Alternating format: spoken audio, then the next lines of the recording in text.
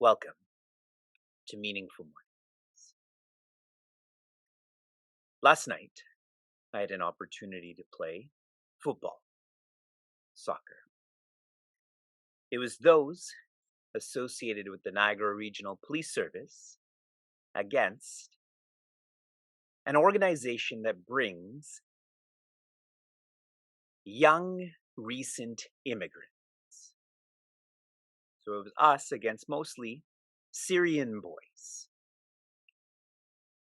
When the game began, I saw that the team we were playing against, they had a lot of energy, and so they were working well together. But as the game went on, I observed that they became tired, and so they became frustrated with themselves and with each other. Now, connecting this to meaningful morning, what we try to do as individuals and families and communities is to have a controlled energy. When one eats food, it's an uncontrolled energy in the sense that you eat it, it dissipates. But a controlled energy is not external, it is internal. Like purpose pulls performance. Try to visualize getting tired less. Then one would be frustrated less. Living would be different. Bhagavad Gita's chapter 15 is often described as the spirit of Bhagavad Gita. Within chapter 15, verses 15 to 20 are the spirit of the spirit, essence of the essence. And verse 20, a therefore statement is shared. What I have taught in 19 verses, if one follows this, therefore you will feel this. The key teachings being, if you follow these teachings, you will become anaga. You will become pure. And as you continue to follow purity, you will feel bharata, joy. Zooming into anaga, that's our singular responsibility. That's us being arjava. That every day I have this simple purpose of becoming more and more pure because it will lead to more and more joy. This is where chapters 16 and 17 help us to become anaga. And if that's checked off, in chapter 18, we will feel bharata. In Srimad Bhagavatam, this is the prelude. This is to be studied before Bhagavad Gita. In the 12th section, the second chapter, the first verse, Rishi Shuka describes what happens to society when Sri Krishna is forgotten. I will read this verse slowly, word by word. You know most of these words. tataha. When Sri Krishna is forgotten, then Kali begins. Kali is darkness. Kali is fastness. Kali is selfishness.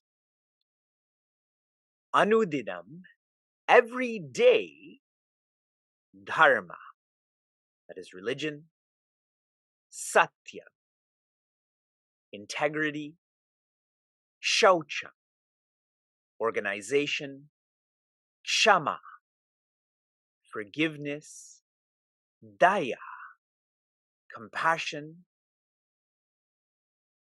rajan, Rishi Shuka speaking to Raja Parikshita, speaking to us, kalena, balina, by the force of time.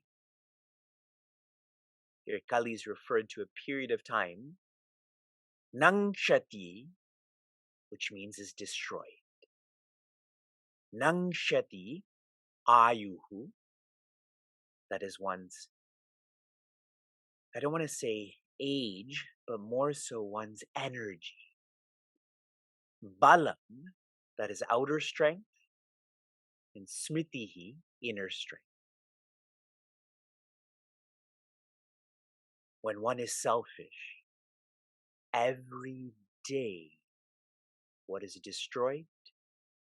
8 important facets of living: religion, integrity, organization, forgiveness, compassion, energy, outer strength, inner strength.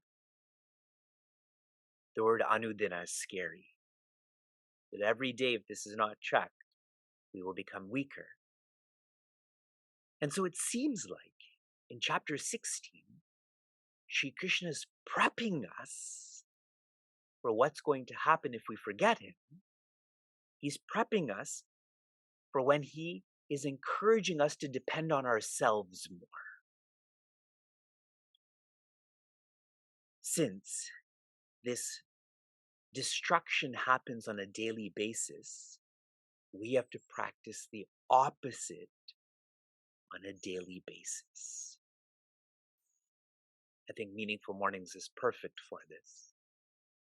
We have to invest in purity every day.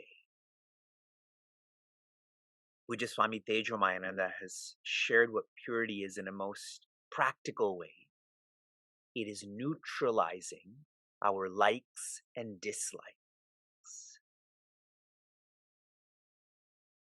Please, please, please internalize this. If you're not neutralizing your likes and dislikes, if you find that you have more likes and dislikes, you're more opinionated, more insistent, those are strong signs of how selfishness is overcoming you. We continue to verse 3. This is the final verse in describing the Daivi Sampatti values. Teja Kshama Triti Shaucham Adroho Nati Manita Bhavanti Sampadam Daivim Abhijatasya Bharata. Joy. Tejaha, which is to be brilliant. Now, this is a word we use often to describe that which is external.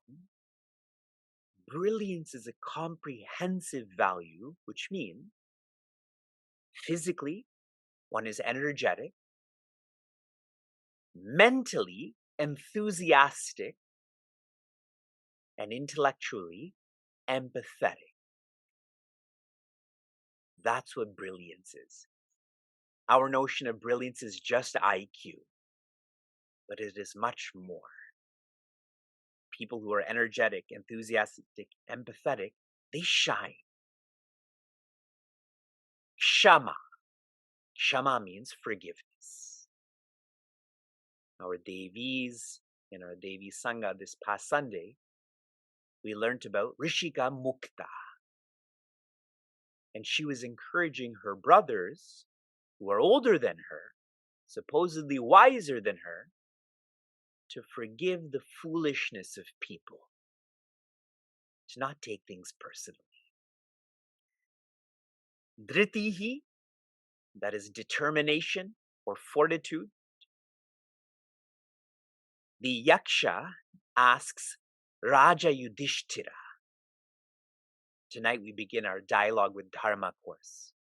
One of the questions is, how does one become double who they are? And the answer given is Dhriti. When one is determined, the best in them comes out. Shaucham means purity, it means cleanliness in our community, to be organized. My observation, and I know you concur, the more time you have to waste, the more you waste time. The less time you have to waste, the less time you waste. Adroho, drohi means to be hostile, to feel that another is an enemy. Adroho is to not feel this. The way that we nurture enemies in life is when we don't regulate our labeling. Suppose I don't prefer this person, so I should feel I don't prefer them and end it there. But I go on overthinking about their weaknesses and I start to share, I don't like them. Then I hate them. Then that person is my enemy. They were born to be my enemy. And how did all of this happen? Because I don't regulate my labeling. I've cautioned everyone, the more you label, the more you like, the more you limit. Na atimanita, and this is such a practical value, to not have over pride. See how Shri Krishna is sharing that perhaps some ego is necessary. Now, for everyone who's working in a profession, sometimes you have to present your best foot forward. I have these degrees and these accomplishments. But the word na'ati means treat this functionally. Feel that this is a game. When I play football, I trash talk so much. You can't get by me. My stamina's more than yours. But at the end of the game, I do say Hari Om and shake their hands. It's a game. So it's very practical. Bhavanti, these are, tomorrow, be ready. We're going to review every one of these values. A lot has been shared in these first 3 verses. Sampadam Daivim. This is the inner wealth of one who is sattvic, one who's cultivating quietude, one who is pure. See the logical sequence. In chapter 12 and 13, lots of values were shared. I believe 25 in chapter 12, 20 in chapter 13. Even more values are shared here. These values come from your gunas. That's shared in chapter 14. The print, that is your personality. So deeper than values are gunas, but deeper than the guna, in chapter 15, what is shared? Purusha is the spirit. But if your values are rough, your gunas are going to be limiting. You will never feel that you're the spirit. And finally, abhijatasya, one is born with these values. Bharata, telling Prince Arjuna, you are born with these values. Being born with implies the past. I am born with curly hair. I'm born with knees that operate fine. But why would he list all of these values if the reference is only born with? Shri Krishna lists all of these values because we can change. I may be like this, but if I practice, if I work hard and smart, I can change along all of these values. Awesome. Awesome. From inspiration to application. Your application yesterday was to be gentler with how you walk and talk. How many of you practice this? Did you have a more cheerful day? I'm positive the people around you liked you more. They told me. See, many of us are part of an organization called Chinmaya. The etymology of this is Chit Maya, which means to be filled with awareness. How this plays out in our everyday is to be more intentional. Intentional people are gentler. Unintentional people are rougher. Your application for this morning is to prepare for tomorrow. Make sure you list out all of these values in Sanskrit and or English with a hyphen beside it on how you are going to practice these to become anaga. When you list it all out, you should have one of those other brackets sharing equals anaga. Shanti, Shanti, Shanti, you be joy.